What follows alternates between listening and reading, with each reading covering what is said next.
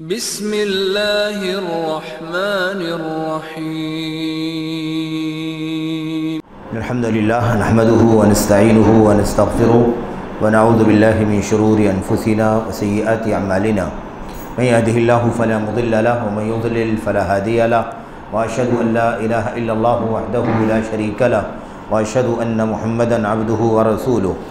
अम्मा बअदु फ़इन्न खैरल हदीस किताबुल्लाह व खैरल हदी हदी मुहम्मदिन सल्लल्लाहु अलैहि वसल्लम व शर्रल उमूरि मुहदसातुहा व कुल्लु मुहदसतिन बिदअह व कुल्लु बिदअतिन ज़लालह व कुल्लु ज़लालतिन फ़िन्नार। बिरादरान इस्लाम, दीनी और मिली भाइयों, नौजवान दोस्तों, अहबाब और बुज़ुर्गों, क़ाबिल एहतराम माँ और बहनों, अज़ीज़ बच्चों, अल-क़वाइदुल अर्बा नामी ये रिसाला जो अल्लाह की फ़ज़्ल-ओ करम से, उसकी तौफ़ीक़ से हमारे सामने है और हम पिछले कई हफ़्तों से इस किताब को पढ़ रहे हैं, इस रिसाले को पढ़ रहे हैं और इसमें अक़ीदे से मुताल्लिक़ अल्लाह तबारक व तआला की तौहीद की हकीकत और इसी तरह से शिर्क की हकीकत क्या है, इस सिलसिले में कुरान करीम की कई एक आयात और हदीस की रोशनी में 4 क़वाइद को हम पढ़ रहे हैं और अब तक हम लोगों ने 2 कायदे पढ़े हैं। आज इंशाअल्लाह तबारक व तआला तीसरा कायदा हमें पढ़ना है। 2 कायदे हमने जो पढ़े हैं वो क्या हैं, उसे हमें दोहराना भी चाहिए ताकि हम ये समझें कि 4 कायदों के नाम से जब हम कोई किताब या कोई रिसाला पढ़ रहे हैं और ये चारों कायदे तौहीद की हकीकत को समझने के लिए, इसी तरह से शिर्क की हकीकत को समझने के लिए अहम और बुनियादी कायदे हैं, तो हमें बितरतीब चारों कायदों की मालूमात भी होनी चाहिए। याद करें कि पहला जो कायदा था वो क्या था, वो ये था कि वो मुशरिकीन, वो अरब के लोग जिनसे नबी करीम सल्लल्लाहु अलैहि वसल्लम ने जंगें लड़ी थीं, वो सब के सब इस बात का अक़ीदा रखते थे, इस बात का इतराफ़ करते थे कि अल्लाह तबारक व तआला ही खालिक़ व मालिक है, मुदब्बिर है, मुंतज़िम है, आसमानों का पैदा करने वाला, ज़मीनों का पैदा करने वाला है और दीगर रुबूबियात की खूबियों पर वो यकीन रखते थे। इस बात को मानते थे कि आसमान और ज़मीन का खालिक़ व मालिक, मौत और ज़िंदगी देने वाला, सेहत बीमारी देने वाला, रोज़ी अता करने वाला, इस कायनात में जो कुछ भी निज़ाम चल रहा है, इस निज़ाम का चलाने वाला अल्लाह तबारक व तआला ही है। उसके बावजूद भी इस इक़रार ने, इस एतराफ़ ने उन्हें इस्लाम के दायरे में दाखिल नहीं किया, वो बदस्तूर इस्लाम से बाहर रहे। अगर वो मुसलमान होते तो अल्लाह के नबी सल्लल्लाहु अलैहि वसल्लम ऐसे लोगों से जंगें क्यों लड़ते। जाहिर है कि मुसलमान से इस्लाम की सही हकीकत को जानने वाला और उसका सही मानों में इतराफ़ करने वाला, उससे जंग नहीं लड़ी जा सकती है। उसकी जान महफूज है, उसका माल महफूज है, उसकी आबरू महफूज है। तो ऐसे लोगों से अल्लाह के नबी ने जंगें लड़ी थीं जबकि वो रुबूबियत का इतराफ़ करते थे। ये इस बात की दलील है कि रुबूबियत का इतराफ़ करने से कोई शख्स मोमिन और मुसलमान शुमार नहीं किया जाएगा। ये एक कायदा हम लोगों ने पढ़ा और इसकी दलीलें वगैरह भी सब अपने वक्त पर हम लोगों ने पढ़ी हैं, आज इसके दोहराने का मौका नहीं है। दूसरा जो कायदा हम लोगों ने पढ़ा है वो ये पढ़ा है कि वो मुशरिकीन जिनसे नबी करीम सल्लल्लाहु अलैहि वसल्लम का साबका था, आपके मुखातब थे, वो उन मुशरिकीन से जब नबी करीम सल्लल्लाहु अलैहि वसल्लम ने अल्लाह के कलाम की आयात के ज़रिए से बात की, गुफ्तगू की कि तुम ये जो शिर्क के काम सारे के सारे करते हो, अल्लाह तबारक व तआला का हक़ है ये इबादत, तो तुम अल्लाह तबारक व तआला के हक़ इबादत में इन्हें शरीक कैसे करते हो। तो उन्होंने जवाब क्या दिया था, हम लोग इन औलिया, सालिहीन, नेक लोग, बुज़ुर्गान, अम्बिया, ऐसे ही मलाइका वग़ैरह, इन सब की जो इबादत हम कर रहे हैं, ये इबादत इसलिए नहीं कर रहे हैं कि हम इनको अल्लाह मानते हैं, बल्कि इसलिए इबादत कर रहे हैं, इनको इसलिए पुकार रहे हैं ताकि ये हमें अल्लाह तबारक व तआला से करीब कर दें और कल क़यामत का दिन हो, हम अल्लाह तबारक व तआला के सामने पेश किए जाएं तो कल अल्लाह तबारक व तआला के सामने हमारे सिफारिशी बन जाए। इस अक़ीदे की बुनियाद पर कुरान करीम ने उनको मुशरिक बना दिया और कुरान करीम ने इसका ऐलान किया, मा नअबुदुहुम इल्ला लियुक़र्रिबूना इलल्लाहि ज़ुल्फ़ा। ये कहते हैं कि हम इनकी इबादत नहीं करते हैं मगर सिर्फ इसीलिए ताकि ये हमें अल्लाह तबारक व तआला से करीब कर दें। ये औलिया, ये सालिहीन, ये अंबिया, ये रसूल, ये मलाइका, अगर हम इनकी इबादत करते हैं तो इसका मतलब ये नहीं कि हम इनको अल्लाह समझते हैं, नहीं, बल्कि हम क्यों करते हैं इनकी इबादत? इसलिए कि इनका मकाम अल्लाह ताला के यहाँ ऊँचा है। हम गुनहगार हैं, हम मुजरिम हैं, हमारे यहाँ मासी हैं, हमारे करतूत काले हैं, अल्लाह तबारक व तआला के इनका मकाम ऊँचा है, हम इनकी इबादत करेंगे, इनका सजदा करेंगे, इनका रुकू करेंगे तो ये हमें अल्लाह तबारक व तआला से करीब कर देंगे। इनके वास्ते से अल्लाह से करीब बन जाएंगे और अल्लाह के यहाँ कल क़यामत के दिन ये हमारे हक़ में सिफारिश करेंगे। ये दूसरा कायदा हम लोगों ने पढ़ा। इस अक़ीदे की बुनियाद पर मेरे भाइयों, क्या कुरान करीम ने इनको माफ़ किया और इस बात को चलने दिया कि कोई बात नहीं है, करीब करने के लिए अगर आप इबादत करते हैं, सिफारिशी के इरादे से अगर आप इबादत करते हैं तो इबादत करने में कोई हर्ज नहीं? क्या कुरान करीम ने इस बात को बाकी रखा? किस बात की, क्या इस बात की गुंजाइश कुरान में रखी गई? अल्लाह के नबी अलैहिस्सलाम की सुन्नत में रखी गई। जाहिर है कि इस अक़ीदे को कुरान ने शिर्क कहा। इस अक़ीदे को कुरान ने मेरे भाइयों वो शिर्क करार दिया जिस शिर्क की बुनियाद पर इंसान जन्नत से महरूम कर दिया जाता है, हमेशा हमेश के लिए जहन्नम रसीद हो जाता है। इसलिए अगर कोई सिफारिशी के नाम पर किसी गैरुल्लाह की इबादत करता है, अल्लाह से करीब करने की नीयत से इबादत करता है अल्लाह तबारक व तआला के अलावा की, तो ऐसी सूरत में वो क्या माना जाएगा? वो मुसलमान नहीं माना जाएगा, बल्कि वो मुशरिक माना जाएगा, दायरे इस्लाम से बाहर माना जाएगा। इसलिए कि इबादत का हक़ सिर्फ़ और सिर्फ अल्लाह तबारक व तआला का। इस किसी भी नाम पर ये इबादत का हक़ अल्लाह ताला के सिवा किसी और को नहीं दिया जा सकता। ये अल्लाह तबारक व तआला के इस हक़ में किसी को साझीदार और शरीक नहीं बनाया जा सकता। तो ये दूसरा कायदा हम लोगों ने पढ़ा। आप अंदाज़ा लगाइए कि इन दोनों कायदों में तौहीद क्या है और शिर्क क्या है।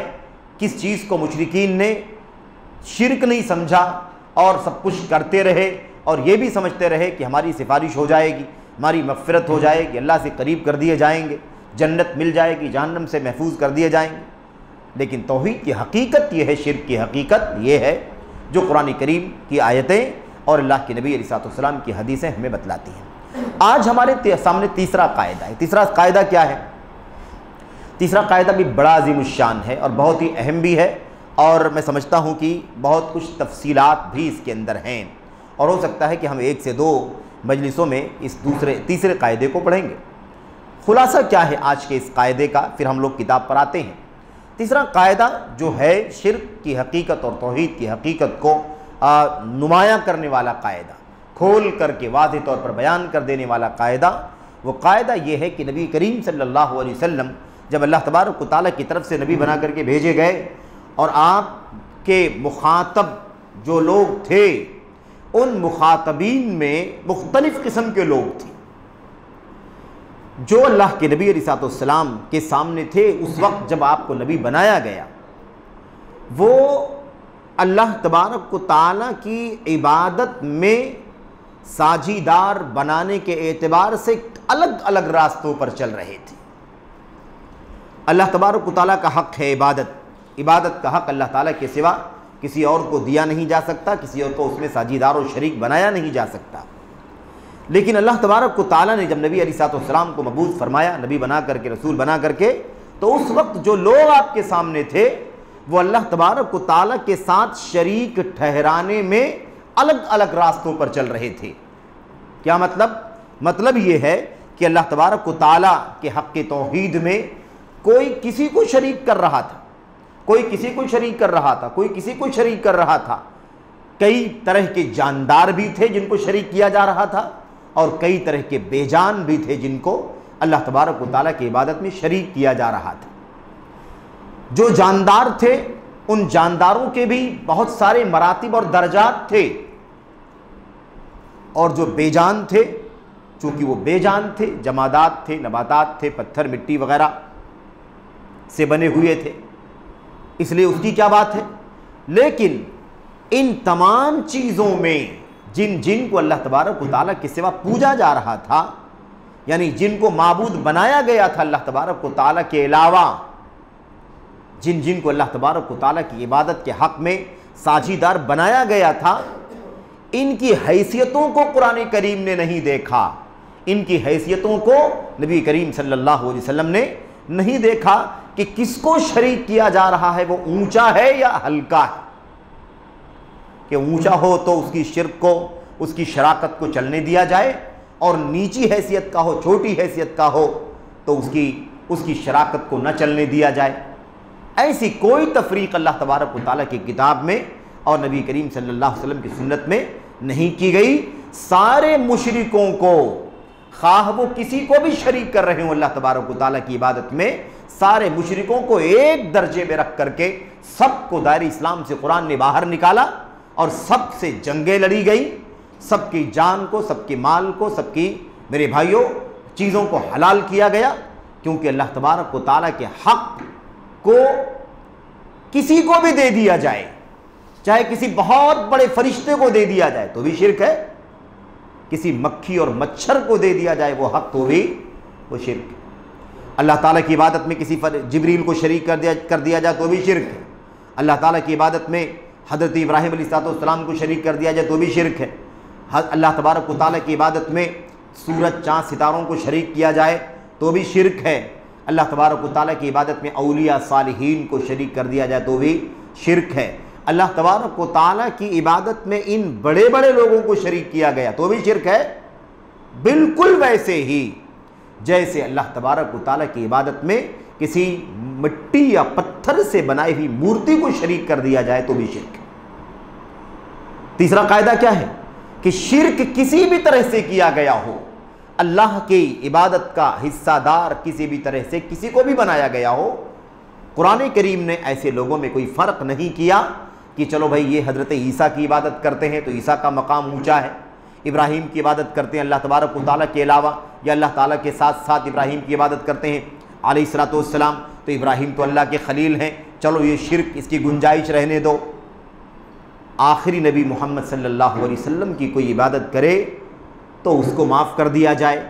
सूरज, चाँद, सितारे जो बड़ी बड़ी मखलूक़ात हैं अल्लाह तबारक व तआला की बेजान, इनकी इबादत हो रही है, इसलिए इनको जाने दो, इनको माफ़ कर दो, नज़रअंदाज कर दो।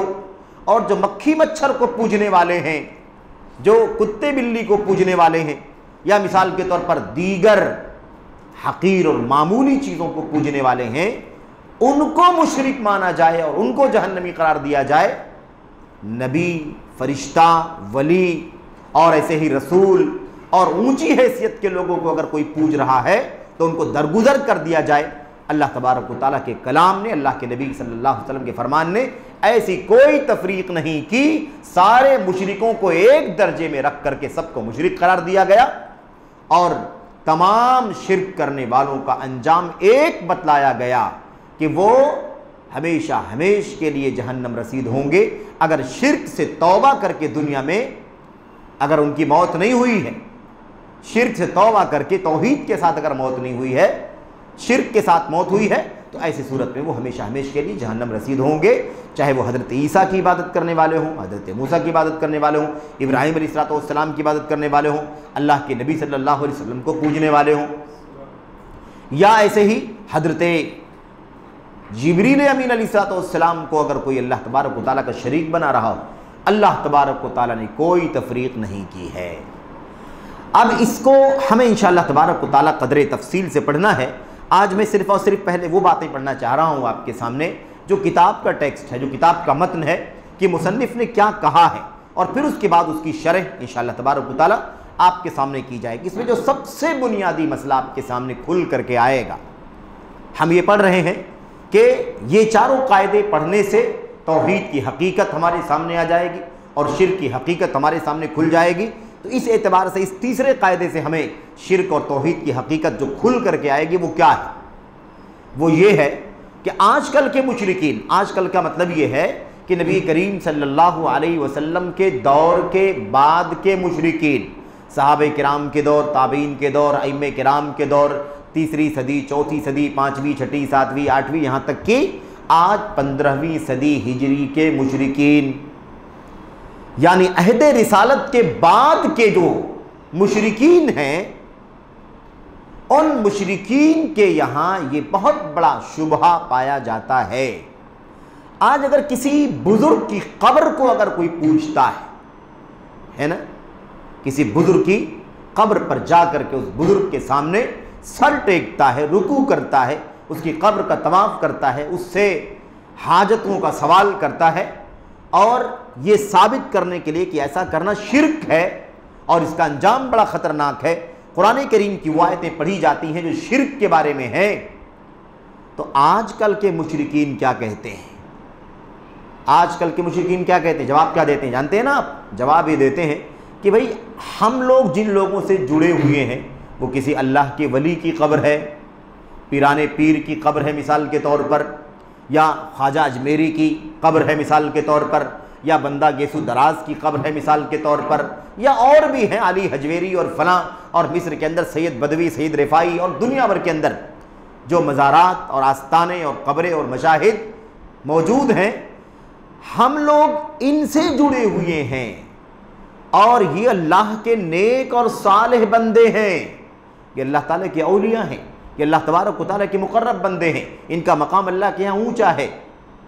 आप लोग कुरान की वो आयतें पढ़ करके हमको मुशरिक बना रहे हैं जो आयतें बुतों की पुजारियों के बारे में अल्लाह तबारक व तआला ने उतारी है। बात समझ रहे हैं कि नहीं समझ रहे हैं? यानी आजकल का मुशरिक क्या कहता है जब हम शिर्क के बारे में ये आयतें पढ़ते हैं कि जो लोग अल्लाह तबारक व तआला के सिवा किसी और को पुकारते हैं, किसी और की इबादत करते हैं, अगर वो बगैर तौबा किए हुए मर जाएंगे तो हमेशा हमेशा के लिए जहन्नमी होंगे, और आप लोग किसी मज़ार पर जा करके उसके लिए सजदा करते हैं, कब्र के अंदर जो मदफून है उसका रुकू करते हैं, उससे दुआएं करते हैं, उससे अपनी हाजात का सवाल करते हैं वगैरह। जब हम ये कहते हैं कि ये करना शिर्क है और शिर्क का अंजाम बहुत बुरा है, अल्लाह का कलाम ये कहता है, दूसरी आयत करीमा, तीसरी आयत करीमा अल्लाह के नबी सल्लल्लाहु की हदीस है, तो आजकल के मुशरिकीन हमको क्या कहते हैं? कहते हैं भाई आप लोग बुतों की पुजारी, बुतों के पूजा करने वालों, जो अल्लाह के नबी के ज़माने में बुत पूजते थे, लात के पुजारी, मनात के पुजारी, उज्जा के पुजारी, इन तमाम माबूदाने बातिला, बुतों और मूर्तियों की पूजा करने वालों के बारे में जो आयतें अल्लाह तबारक व तआला ने उतारी हैं, वो आयतें आप लोग आजकल इन औलिया और सालिहीन से जुड़ने वालों के बारे में क्यों पढ़ते हैं, क्यों पेश करते हैं? अरे वो आयतें तो बुतों की पुजारियों के बारे में उतरी हैं, आप लोग तो औलिया और सालिहीन की पुजारियों के बारे में ये आयतें पढ़ रहे हैं। ऐसा करना गलत है। अरे वो आयतें बुतों की पूजा करने के बारे में उतरी हैं, ये तो औलिया है, ये तो सालिहीन है, ये तो नबी है, ये तो फरिश्ता है, ये तो अल्लाह का मुकर्रब बंदा है, ये अल्लाह तबारक व तआला का महबूब है, ये अल्लाह तबारक व तआला के यहाँ बड़ा ऊंचे मकाम व मर्तबे का मालिक है। आप लोग बुतों की पूजा करने वालों से मुताल्लिक आयतें इन औलिया और सालिहीन की इबादत करने वालों के बारे में क्यों पढ़ते हैं? कहाँ वो बुत और मूर्तियाँ, मुजस्समे, और कहाँ ये अल्लाह तबारक व तआला के औलिया और सालिहीन, इनका मकाम अल्लाह तबारक व तआला के यहाँ कितना ऊंचा है। ये जो शुबहा पेश करते हैं, इन तमाम कब्रों के पुजारियों के लिए ये कायदा बहुत बुनियादी कायदा है। हमें अल्लाह का कलाम बतलाता है कि नबी करीम सल्लल्लाहु अलैहि वसल्लम जब नबी बना करके भेजे गए थे, उस वक्त शिर्क करने वाले सिर्फ और सिर्फ बुतों की पूजा नहीं करते थे, मूर्तियों की पूजा सिर्फ और सिर्फ नहीं करते थे, बल्कि बहुत सारी चीजों की पूजा किया करते थे, बहुत सारे लोगों की पूजा किया करते थे। उन सब की दलीलें कुरान करीम की आयत के अंदर मौजूद हैं। जिनों की भी इबादत होती थी, शैतानों की इबादत होती थी, फरिश्ते की इबादत होती थी, मूर्तियों की इबादत यानी लात, मनात, उज्जा जो मिट्टी पत्थर से लकड़ी से बनाए जाते थे, दरख्तों की इबादत हुआ करती थी। उस वक्त नबी करीम सल्लल्लाहु अलैहि वसल्लम के ज़माने में सूरज की, चाँद की, सितारों की पूजा हुआ करती थी। ऐसे ही अल्लाह तबारक व तआला के अंबिया हज़रत ईसा अलैहिस्सलाम की इबादत होती थी। ये ईसाई हज़रत ईसा को अल्लाह का बेटा मानते थे। हज़रत मूसा अलैहिस्सलाम की निस्बत रखने वाले यहूदी उज़ैर को अल्लाह तबारक व तआला का बेटा मानते थे। एक तरह का शिर्क नहीं था, सिर्फ और सिर्फ बुतों की पूजा करने वाला मसला नहीं था, बल्कि बुत परस्ती के सिवा अंबिया परस्ती, औलिया परस्ती, सालिहीन परस्ती, सूरज परस्ती, चांद परस्ती, सितारे परस्ती, समझ रहे, और न जाने किस किस की इबादत की जाती थी। कुरान करीम ने कोई तफरीक कहीं नहीं की है कि अगर अल्लाह के प्यारे बंदों को अगर तुम पूजोगे तो वो शिर्क चलेगा, और अगर अल्लाह के हकीर मखलूक को पूजोगे तो वो शिर्क नहीं चलेगा। ऐसी कोई तफरीक अल्लाह तबारक व तआला ने अब किसी आयत करीमा के अंदर नहीं की है। सब के सब मुशरिक हैं, सब के सब कौन है? सब के सब मुशरिक हैं, और सब के सब अल्लाह तबारक व तआला के हुक्म, इन्नहु मन युशरिक बिल्लाह फ़क़द हर्रमल्लाहु अलैहिल जन्नह व मअवाहुन नार व मा लिज़्ज़ालिमीन मिन अंसार, इस आयत करीमा के अंदर सब के सब शामिल हैं। जो अल्लाह तबारक व तआला के साथ शिर्क करेगा, फ़क़द हर्रमल्लाहु अलैहिल जन्नह, तो यकीनन अल्लाह तबारक व तआला ने ऐसे शख्स के ऊपर जन्नत को हराम कर दिया है। व मअवाहुन नार, और उसका ठिकाना जहन्नम है। व मा लिज़्ज़ालिमीन मिन अंसार, और मुशरिकों का, जालिमों का यानी मुशरिकों का, ये कौन सा जुल्म है? ये जुल्म वो जुल्म है जिसको अल्लाह ने शिर्क कहा है, इन्न शिर्का लज़ुल्मुन अज़ीम व मा लिज़्ज़ालिमीन मिन अंसार, जुल्म करने वालों का कोई मददगार नहीं होगा। तो आप इस बात को समझें, और इस कायदे से शिर्क की हकीकत समझ में आती है। लोगों ने शिर्क किसको समझ रखा है? बुतों की पूजा को शिर्क समझ रखा है। औलिया को पूजना शिर्क नहीं है उनके यहाँ, कब्रों को पूजना शिर्क नहीं है इनके यहाँ, सूरज की पूजा करना शिर्क नहीं है, समझ रहे हैं? हजरत ईसा की की इबादत करने वाले शिर्क नहीं कर रहे हैं, उज़ैर की पूजा करने वाले शिर्क नहीं कर रहे हैं, हजरत जिब्रील की पूजा करने वाले शिर्क नहीं कर रहे हैं, हजरत इब्राहीम अलैहिस्सलाम और हजरत इसहाक़ अलैहिस्सलाम, हजरत यूसुफ अलैहिस्सलाम की भी परस्तिश किया करते थे लोग, मूर्ति बना रखी थी, उसके खाने काबा के अंदर भी नस्ब कर रखा था। अल्लाह तबारक व तआला के औलिया और सालिहीन और अंबिया और रसूल और मलाइका यानी फरिश्तों की पुजारी जो भी थे मेरे भाइयों, उनको भी अल्लाह तबारक व तआला ने इसी में शामिल किया। जैसे लात का पुजारी है वैसे ही ईसा का पुजारी है, जैसे मनात का पुजारी है वैसे ही हजरत जिब्रील का पुजारी है। कोई फ़र्क नहीं अल्लाह तबारक व तआला के यहाँ। बस मामला क्या है? बुनियादी मसला ये है कि इबादत अल्लाह तबारक व तआला का हक़ खालिस है। ये हक़ अगर अल्लाह तबारक व तआला को पूरे तौर पर नहीं दिया जा रहा है, किसी को शरीक बनाया जा रहा है, तो किसी को भी शरीक बनाया जा रहा हो, अल्लाह तबारक व तआला का हक़ मारा जा रहा है। और ये बदतरीन जुल्म है कि अल्लाह तबारक व तआला का हक़ मारा जाए। तो ये है मेरे भाइयों। आइए ज़रा देखते हैं कि मुसन्निफ़ ने क्या कहा है तीसरे कायदे में। आइए मैं आपके सामने उसका तर्जमा करूं और फिर उसके बाद मज़ीद बातें आपके सामने की जाएं। मुसन्निफ़ कहते हैं वल काइदतु सालिसा, तीसरा कायदा क्या है जिसका खुलासा आपके सामने पेश किया गया। फरमाते हैं अन्न नबी सल्लल्लाहु अलैहि वसल्लम ज़हरा अला उनासिन मुतफर्रिक़ीन फ़ी इबादातिहिम, नबी करीम सल्लल्लाहु अलैहि वसल्लम जब तशरीफ़ लाए थे, नबी बनकर के आए थे, जिन लोगों के सामने आप आए थे वो लोग अपनी इबादत के अंदर अलग अलग रास्ते पर चल रहे थे, जुदा जुदा थे, अपने अपने रास्ते उन लोगों के अलग अलग थे। कोई किसी की इबादत, कोई किसी की इबादत, कोई किसी की इबादत, कोई किसी की इबादत, यानी सब के सब किसी एक चीज़ की परस्तिश करते हो, एक ही चीज़ की पूजा करके सब के सब मुशरिक हो, ऐसा मसला नहीं था। बल्कि वो अपनी इबादतों में क्या थे? मुख्तलिफ थे, अलग अलग लोगों की इबादत, अलग अलग चीज़ों की इबादत किया करते थे। मिनहुम मन यअबुदुल मलाइका, कुछ लोग ऐसे थे जो फरिश्तों की इबादत किया करते थे। आएगी आयतें, सब दलीलें आएंगी, फरिश्तों की इबादत की दलीलें, रसूलों की इबादत की दलीलें, मूर्तियों की इबादत की दलीलें, सूरज चाँद सितारों की इबादत की दलीलें, है ना। ये सारी चीज़ें आगे आ रही हैं आयतों की रोशनी में और हदीसों की रोशनी में, तभी तो मसला साबित होगा। ये तो अकीदे का मसला है, इसमें तो खुसूसी तौर पर दलाइल मुस्तहकम होना चाहिए। क्या कहा? कुछ लोग ऐसे थे जो फरिश्तों की पूजा किया करते थे। व मिनहुम मन यअबुदुल अंबिया वस्सालिहीन, और कुछ लोग ऐसे थे तो अंबिया, नबियों की और ऐसे सालिहीन नेक लोगों की पूजा किया करते थे, ऐसे लोग भी थे। व मिनहुम मन यअबुदुल अहजार वल अशजार, और कुछ लोग ऐसे थे जो पत्थरों की और दरख्तों की पूजा किया करते थे। व मिनहुम मन यअबुदु शम्स वल कमर, और कुछ लोग ऐसे भी थे जो सूरज की इबादत करते थे और चांद की इबादत करते थे। ये कितनी कैटेगरी के हो गए आप गिने? फरिश्ते नंबर 1, अंबिया रसूल नंबर 2, सालिहीन नंबर 3, पत्थर नंबर 4, दरख्त नंबर 5, सूरज 6, सितारे सूरज चांद यानी 7, और उसके बाद आगे कहते हैं इनमें से किसी को अल्लाह तबारक व तआला के यहाँ अलग थलग नहीं किया गया कि भाई इनका लेवल शिर्क में ज़रा आला है, क्योंकि ये तो रसूलों के पुजारी हैं, ये तो फरिश्तों के पुजारी हैं। हाँ, सूरज चांद बेजान चीज़ें हैं, इनकी इबादत करने वाले तो बहुत बड़े मुजरिम हैं। ऐसी कोई तफरीक नहीं की गई।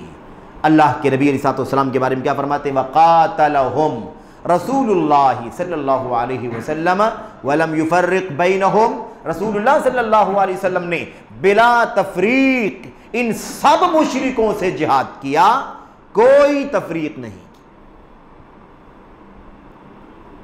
शिर्क की हकीकत यह है, शिर्क बुत परस्ती का नाम नहीं है।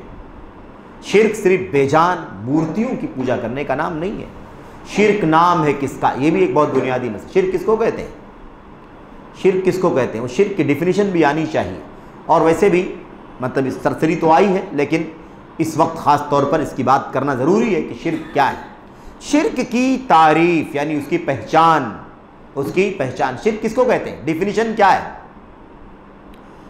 तस्वीयतु गैरिल्लाहि बिल्लाहि फीमा हुआ मिन खसाइसिल्लाह। ये अरबी ज़बान में शिर्क की तारीफ़, उसकी डेफिनीशन, उसकी पहचान क्या है। शिर्क उसकी हकीकत क्या है, ये अच्छी तरह जानने की ज़रूरत है। शिर्क नाम है तस्वीयतु गैरिल्लाहि बिल्लाह, अल्लाह के अलावा किसी को भी अल्लाह के बराबर करार देना।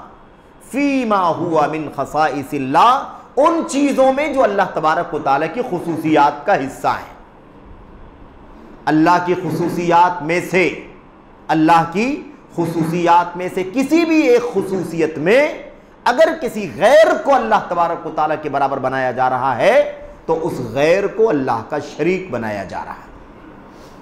शिर्क क्या है? यही है, गैरुल्लाह को अल्लाह के बराबर करार देना। किस चीज़ में? अल्लाह की खुसूसियात में।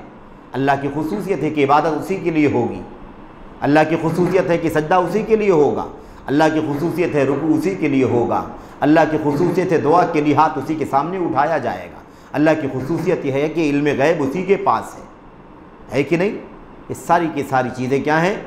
अल्लाह की खुसूसियत यह है कि सचमुच डरा उसी से जाएगा, अल्लाह की खुसूसियत यह है कि सचमुच पनाह उसी से मांगी जाएगी, अल्लाह की खुसूसियत यह है कि फरियाद अल्लाह तबारक व तआला से की जाएगी, अल्लाह की खुसूसियत यह है कि खशियत अल्लाह तबारक व तआला से होगी, अल्लाह की खुसूसियत यह है कि उम्मीद अल्लाह से लगाई जाएगी, अल्लाह की खुसूसियत यह है कि अल्लाह की इजाज़त के बगैर कोई सिफारिश नहीं कर सकेगा, अल्लाह की खुसूसियत यह है कि अल्लाह तबारक व तआला जिससे राज़ी ना होगा उसे दुनिया की कोई ताकत सिफारिश करके फ़ायदा नहीं पहुंचा सकेगी। समझ रहे हैं ना? तो बुनियादी नुक्ता क्या है? यही शिर्क है कि अल्लाह की खुसूसियात में से किसी भी खुसूसियत में किसी गैरुल्लाह को अल्लाह के बराबर कर देना। ये क्या है? ये शिर्क है। इसकी कोई गुंजाइश अल्लाह तबारक व तआला के दीन में नहीं है। आगे देखिए, बिल्कुल अभी आज हम लोग शायद मतन ही पढ़ेंगे, मतन का सरसरी तौर पर तर्जुमा, और उसके बाद फिर तफसीलात में दाखिल होंगे। आगे इसके बाद कह रहे हैं, मुसन्निफ कहते हैं दलील बयान करते हुए, अभी 6-7 चीज़ों का नाम लिया ना उन्होंने, जिन लोगों के सामने अल्लाह के नबी आए थे वो किस किस चीज़ की इबादत करते थे? सूरज की, चाँद की, सितारे की, फरिश्ते की, अंबिया की, सालिहीन की, शजर की, हजर की। अब इन सब की दलील पेश कर रहे हैं, इन सब की दलील पेश कर रहे हैं। नंबर 1 कहते हैं सबसे पहले दलील क्या है? अल्लाह तबारक व तआला का ये फरमान है, और ये फरमान सारी चीज़ों से मुताल्लिक़ है, चाहे वो अल्लाह के सिवा किसी की भी इबादत की जा रही हो, शिर्क नहीं चाहिए अल्लाह तबारक व तआला के साथ, अल्लाह की इबादत के साथ। अल्लाह तबारक व तआला फरमाता, और ये सूरतुल बक़रा की आयत नंबर 193 है, इस आयत में अल्लाह तबारक व तआला फरमाता वक़ातिलूहुम हत्ता ला तकूना फितनतुन व यकून अद्दीनु लिल्लाह। अल्लाह तबारक व तआला बग़ैर किसी इस्तिस्ना के, बग़ैर किसी तफरीक के आम बात कह रहा है। वक़ातिलूहुम, मुशरिकों से जिहाद करो, मुशरिकों से लड़ो। कौन से मुशरिकीन? सारे मुशरिकीन। कौन से मुशरिकीन? सारे मुशरिक जो भी शिर्क कर रहे हैं, चाहे वो शरीक कर रहे हो नबी को मुशरिक हो, चाहे वो शरीक कर रहे हो फरिश्ते को मुशरिक हो, चाहे वो शरीक कर रहे हो सूरज को चांद को मुशरिक हो, चाहे वो शजर हजर की पूजा कर रहे हो मुशरिक हो। वक़ातिलूहुम, इनसे लड़ो मुशरिकों से। कोई तफरीक नहीं इसके। कौन सा मुशरिक से लड़ा जाए, कौन से मुशरिक से लड़ा जाए और कौन से मुशरिक से ना लड़ा जाए, ऐसी कोई तफरीक नहीं। वक़ातिलूहुम, लड़ो इन मुशरिकों से, हत्ता ला तकूना फितना, यहां तक कि फितना बाकी ना रह जाए। फितना क्या है? तफसीर में कुरान करीम की आयत करीमा की तफसीर में देखो, वल फितनतु हिय शिर्क। फितना क्या है? शिर्क है। सबसे बड़ा फितना क्या है? इस अल्लाह की ज़मीन पर सबसे बड़ा जुल्म और सबसे बड़ा फितना क्या है? शिर्क है। अल्लाह तबारक व तआला की इबादत के हक़ में किसी को साझीदार बनाना। तो अल्लाह तबारक व तआला फरमाता वक़ातिलूहुम हत्ता ला तकूना फितनतुन व यकूना अद-दीनु लिल्लाह। लड़ो इन मुशरिकों से, सारे मुशरिकों से, यहां तक कि फितना ना रह जाए, यानी यहां तक कि शिर्क बाकी ना रह जाए, शिर्क का खात्मा हो जाए। व यकूना अद-दीनु लिल्लाह, और दीन सारा का सारा अल्लाह तबारक व तआला का हो जाए। दीन यानी इबादत सारी की सारी किसके लिए हो जाए? अल्लाह तबारक व तआला के लिए हो जाए। आपने देखा, ये पहली दलील है कि अल्लाह ने कोई तफरीक नहीं की है। अल्लाह ने फरमाया मुशरिकों से लड़ो, चाहे वो अल्लाह के साथ किसी नबी को शरीक करें, किसी फरिश्ते को शरीक करें, किसी पत्थर को, किसी दरख्त को, किसी मूर्ति को, किसी नबी को, किसी वली को, किसी बुजुर्ग को, किसी साले को, किसी कब्र को, किसी आस्ताने को, किसी ऋषि को, मुनि को, किसी मुर्शिद को, पीर को, कुछ भी हो, कोई भी हो, मुशरिकों से लड़ो। तफरीक नहीं है, फलां से नहीं फलां से लड़ो, फलां से नहीं फलां से लड़ो, कोई तफरीक नहीं है। शिर्क करने वालों से लड़ो। कातिलुल मुशरिकीन, कातिलूहुम, मुशरिकों से लड़ो। तो हत्ता ला तकूना फितना, असल मसला क्या है? मकसद क्या अल्लाह तबारक व तआला का? इस धरती पर शिर्क नहीं रहना चाहिए। सब कुछ अल्लाह तबारक व तआला का पैदा किया हुआ, उसी का दिया हुआ, उसी का नवाजा हुआ, उसी का बख्शा हुआ, अल्लाह ताला ही का अता किया हुआ है। सब कुछ अल्लाह तबारक व तआला का है, तो इबादत अल्लाह ताला के सिवा किसी और की कैसे हो सकती है? जो सब बनाने वाला, पैदा करने वाला, इंतजाम करने वाला अल्लाह है, इबादत भी उसी की होनी चाहिए। हत्ता ला तकूना फितना, यहां तक कि शिर्क बाकी ना बचे, यहां तक कि फितना ना रह जाए। व यकून अद-दीनु लिल्लाह, और इबादत सारी की सारी, सारी इबादत किसकी हो जाए? अल्लाह तबारक व तआला की हो जाए। यह है अल्लाह का कलाम। उसके बाद तफसील में जाइए। सूरज की और चांद की इबादत होती थी अल्लाह के नबी के ज़माने में। किसकी इबादत होती थी? सूरज की भी और चांद की भी। अल्लाह तबारक, दलील क्या है इसकी? दलील क्या है कि अल्लाह के नबी जब आए, नबी बना करके भेजे गए, तो आपके सामने जो लोग थे वो शिर्क करने में एक रास्ते पर नहीं थे, अलग अलग रास्ते पर थे। कोई किसी को शरीक, कोई किसी को शरीक, कोई किसी को शरीक, कोई किसी को शरीक कर रहा था। इस हवाले से दलील दे रहे हैं, सूरज और चाँद की दलील। अल्लाह तबारक व तआला फरमाता व मिन आयातिहिल लैलु वन नहारु वश्शम्सु वल कमर ला तस्जुदू लिश्शम्सि वला लिल कमर वस्जुदू लिल्लाहिल्लज़ी खलक़हुन इन कुंतुम इय्याहु तअबुदून। अल्लाह तबारक व तआला फरमाता है, अल्लाह की निशानियों में से रात है, वह नहार और दिन है। रात और दिन अल्लाह की निशानियों में से है कि नहीं है? रात आती है, दिन चला जाता है, दिन आता है, रात चली जाती है। इख्तिलाफुल लैली वन नहार इन्न फी खल्क़िस समावाति वल अर्ज़ि वख्तिलाफिल लैली वन नहार लआयातिन लिउलिल अलबाब। अल्लाह तबारक व तआला फरमाता है, आसमानों को पैदा करने में, ज़मीन को पैदा करने में, और रात और दिन के आगे पीछे आने जाने में, लआयातिन लिउलिल अलबाब, अक्लमंदों के लिए, सूझबूझ रखने वालों के लिए निशानियाँ हैं। बताइए, निशानी है कि निशानी है? हमारा यकीन है कि नहीं है कि ये जो रात ला रहा है अल्लाह तबारक व तआला की ज़ात, जो दिन ले गया है और ये रात खत्म होगी फिर दिन तुलू होगा, वो अल्लाह तबारक व तआला है। ये किसी और की बस की बात नहीं है और खुद से ये काम नहीं हो सकता। ये कौन कर रहा है? कोई कर रहा है। जो कर रहा है वही अल्लाह है, जो कर रहा है वही। तो इसमें निशानी है। किस बात की निशानी?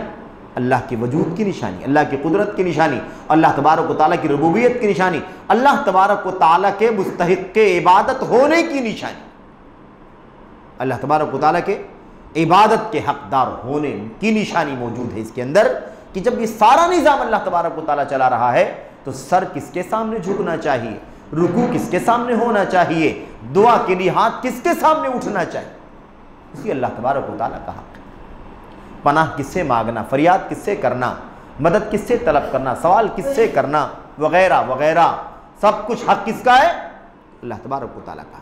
तो बहरहाल ये बात समझने की है। अल्लाह फरमाता है अल्लाह की निशानियों में से रात है, दिन है, अल्लाह की निशानियों में से सूरज और चांद है। ला तस्जुदू लिश्शम्सि वला लिलकमर, ए लोगो, दुनिया वालों, सूरज और चांद का सजदा ना करो। अल्लाह ने साफ साफ क्या फरमाया? ला तस्जुदू लिश्शम्सि वला लिलकमर, सूरज का सजदा न करो, चांद का सजदा न करो। वस्जुदू लिल्लाहिल्लज़ी खलक़हुन्ना, उसी अल्लाह का सजदा करो जिसने इन सब को पैदा किया है। तो पता चला कि नहीं पता चला कि नबी अलैहिस्सलाम जब नबी बना करके भेजे गए तो आपके सामने जो लोग थे वो अल्लाह तबारक व तआला की इबादत में सूरज को भी शरीक किया करते थे। सजदा अल्लाह का भी करते थे, सूरज का भी करते थे, सजदा अल्लाह का भी करते थे और चांद का भी करते थे। समझ रहे? और अगर अल्लाह की इबादत न करते रहे हों, सूरज ही की इबादत करें, चांद ही की इबादत करें, समझ रहे? तो और मजीद शर्र है। लेकिन शराकत ही अल्लाह तबारक व तआला के यहाँ नहीं चलेगी, साझीदारी नहीं चल सकती है। यह अल्लाह तबारक व तआला का हक़ इबादत है जिसमें अल्लाह तबारक व तआला मुमताज़ है, अल्लाह तबारक व तआला मुनफरिद है, अल्लाह तबारक व तआला तन्हा और अकेला है। इसलिए ला तस्जुदू लिश्शम्सि वला लिलकमर, ऐ लोगों, सूरज का सजदा ना करो, चांद का सजदा ना करो। और साथ साथ ये बतलाया गया, मालूम पड़ गया कि लोग हैं जो सूरज का सजदा करते हैं, चांद का सजदा करते हैं। अल्लाह तबारक व तआला ने फरमाया उस अल्लाह का सजदा करो जिसने इनको पैदा किया है। क्या सूरज ने किसी को पैदा किया है? क्या चांद ने किसी को पैदा किया है? ये खालिक हैं या मखलूक हैं जिनको अल्लाह ने पैदा किया है? ये खालिक नहीं है बल्कि मखलूक हैं। वस्जुदू लिल्लाहिल्लज़ी खलक़हुन्ना, ये नुक्ता याद रखना है। अल्लाह तबारक व तआला अपनी इबादत का हुक्म दे रहा है, वस्जुदू, सजदा करो।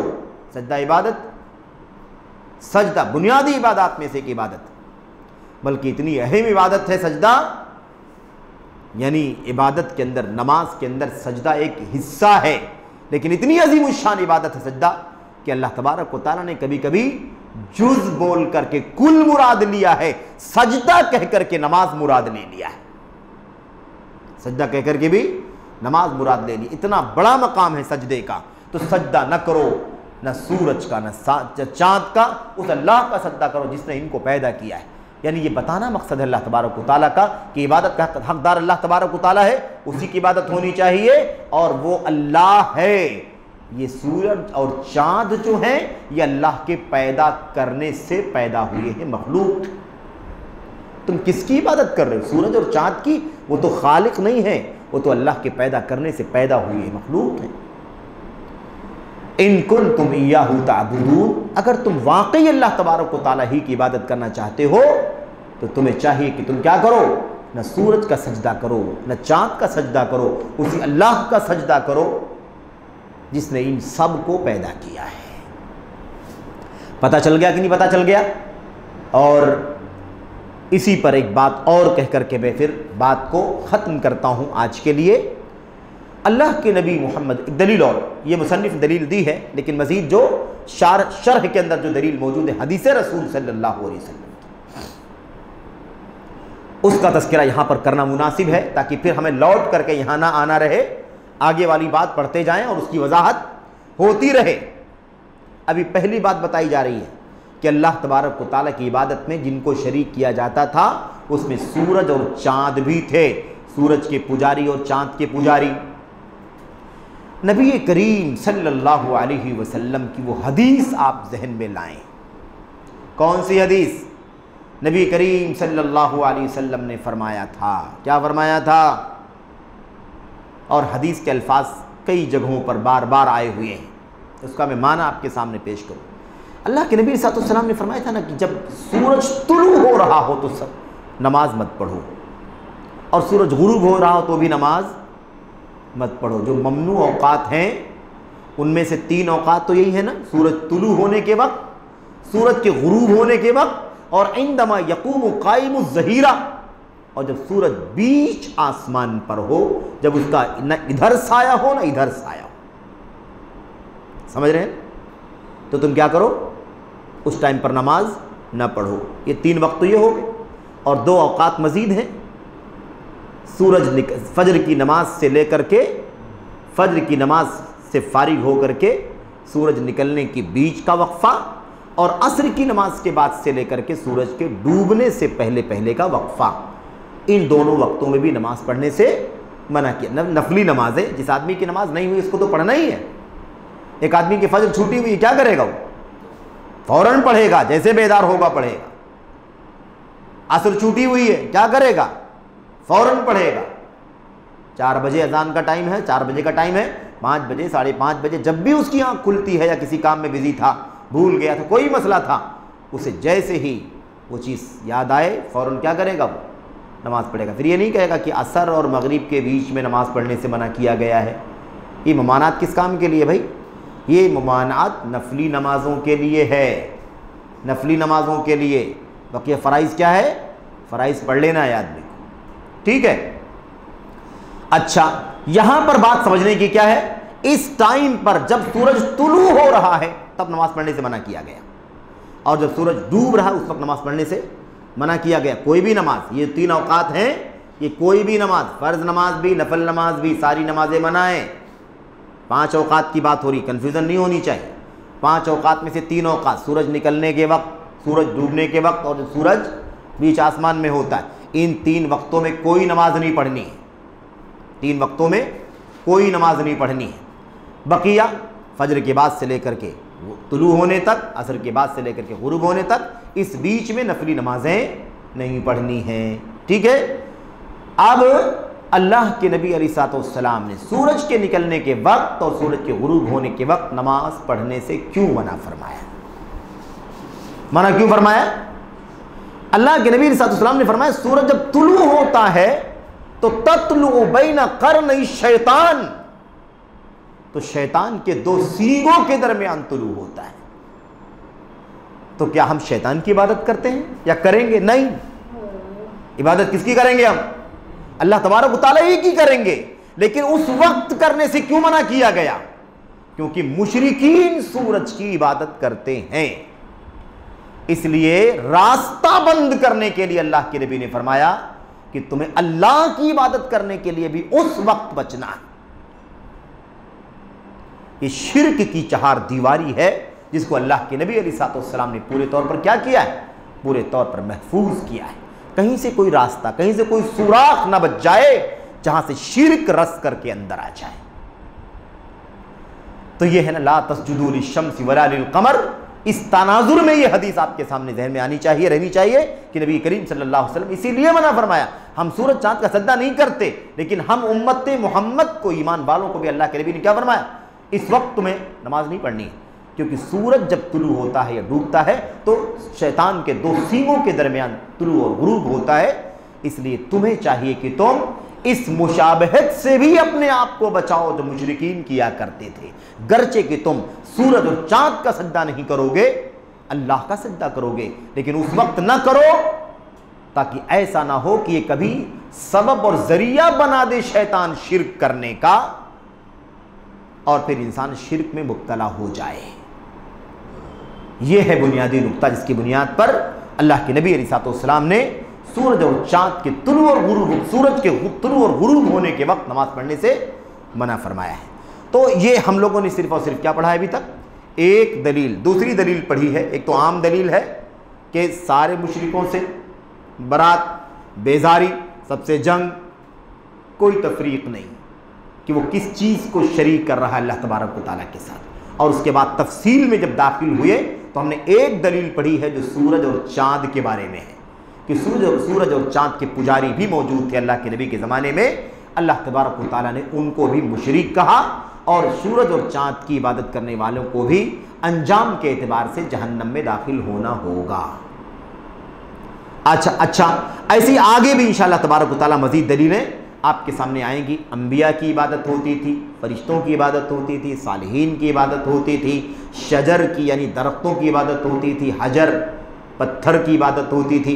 ये सारी दलीलें इंशाअल्लाह तबारक व तआला आपके सामने आएंगी। अल्लाह से दुआ करते हैं कि अल्लाह ताला हमें और आपको ये तीसरा कायदा जो अहम और बुनियादी कवाइद में से 4 कवाइद में से एक अहम और बुनियादी कायदा है, अल्लाह ताला हमें समझने की तौफीक अता फरमाए।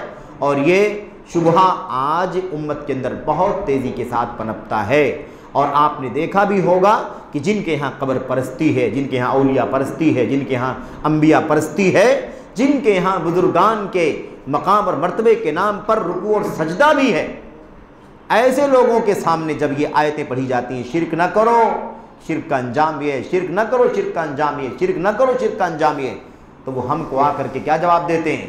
कहते हैं ये आप बुतों की पुजारियों की आयतें उठा करके हम पर पेश करते हैं। क्या कहते हैं? भाई आप लोग हम लोगों को क्यों आयतें पढ़ के सुनाते हैं? हम कोई बुतों की पूजा करने वाले थोड़ी ना, ये तो लात मनात की पुजारियों के बारे में कुरान की आयतें। तो हमको क्या बताना है? ये तीसरा कायदा बताना है, गलत है। सिर्फ और सिर्फ बुत परस्ती नहीं थी अल्लाह के नबी के ज़माने में, अंबिया की भी, रसूलों को की भी, फरिश्तों की भी, शजर हजर की भी, सूरज चाँद सितारों की भी, जिनों की भी, शैतानों की भी पूजा होती थी। सारे के सारे पुजारी, गैरुल्लाह के पुजारी सब एक दर्जे में है अल्लाह तबारक व तआला के यहाँ, कोई फ़र्क नहीं पड़ता। अगर तुम कब्रों के अंदर दफनाए हुए अल्लाह के नेक और सालेह बंदों की इबादत करते हो तो वो भी वैसे ही शिर्क है जैसे बुतों की पूजा करने वाला शिर्क है। दोनों में कोई फ़र्क नहीं है। अल्लाह तबारक व तआला हमें और आपको इस कायदे को समझने की तौफीक अता फरमाए। आमीन या रब्बल आलमीन। वसल्लल्लाहु वसल्लम व बारक अला नबीना मुहम्मद व अला आलिहि व सहबिहि अजमईन। वस्सलामु अलैकुम व रहमतुल्लाहि व बरकातुहू।